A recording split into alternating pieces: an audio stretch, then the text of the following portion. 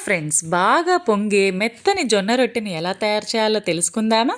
ముందుగా జొన్న పిండిని చక్కగా జల్లించుకొని ఈ విధంగా అయితే మధ్యలో రౌండ్‌గా చేసుకొని పెట్టుకోవాలండి. ఈలోపు మనం ఒక బౌల్ వాటర్‌నైతే కాచి పక్కన పెట్టుకోవాలండి.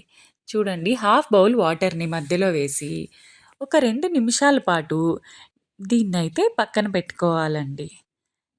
తరువాత మనం ఇప్పుడు ఒక స్పూన్ తీసుకొని దీన్ని కలుపుకోవడం అయితే స్టార్ట్ చేసుకోవాలండి.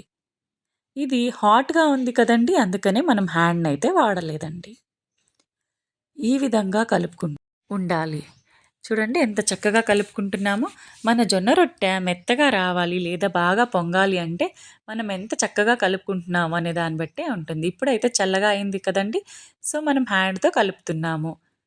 ఇప్పుడు కొంచెం వాటర్‌ని తీసుకొని నార్మల్ వాటర్‌ని చక్కగా జల్లుకుంటూ ఈ విధంగా అయితే మనం మిక్స్ చేసుకోవడం స్టార్ట్ చేయాలండి.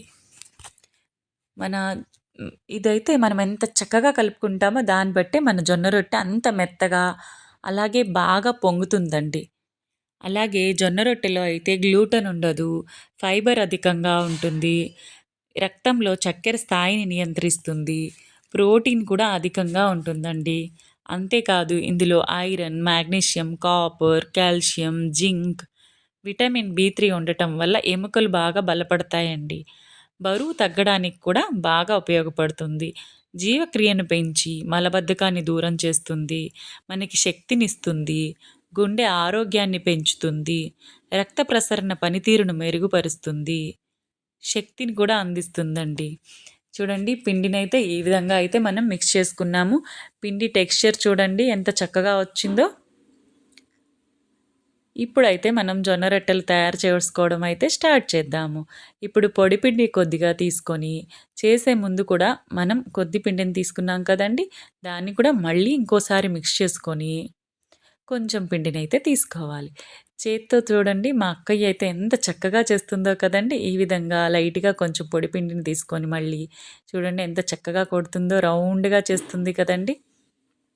ఎక్కువ ప్రెస్ అయితే చేయరండి. ఎక్కువ ప్రెస్ చేస్తే మళ్ళీ అది విరిగిపోతుంది. దాన్ని చాలా సిస్టమాటిక్‌గా అయితే చేయాలి. స్లోగా, ఎక్కువ ప్రెస్ చేయకుండా. చూడండి ఎంత రౌండ్‌గా అయితే వచ్చింది. నేను కూడా చేశానండి. చాలా వర్స్ట్‌గా వచ్చింది ఒకసారి. సో, మా అక్కని చేసి చూపించమంటే చూపిస్తుంది. ఇప్పుడు పెనం మీద వేసుకొని, ఒక క్లాత్ తీసుకొని మొత్తం రొట్టెకైతే తేమనద్దాలండి. ఈ విధంగా అద్దిన తర్వాత 2 సైడ్స్ తిరగవేసుకోవాలండి. చూడండి.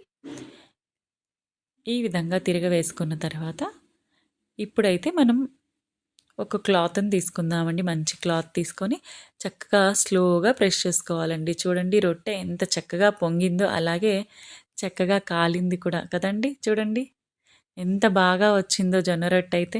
ఇది చాలా టేస్టీగా ఉంటుందండి. మీరు కూడా ట్రై చేయండి. ఇందులో సాల్ట్ కానీ, ఆయిల్ కానీ ఏమీ వాడం. హెల్త్‌కైతే చాలా మంచిదండి. సూపర్ టేస్టీ టేస్టీ జొన్న రొట్టె.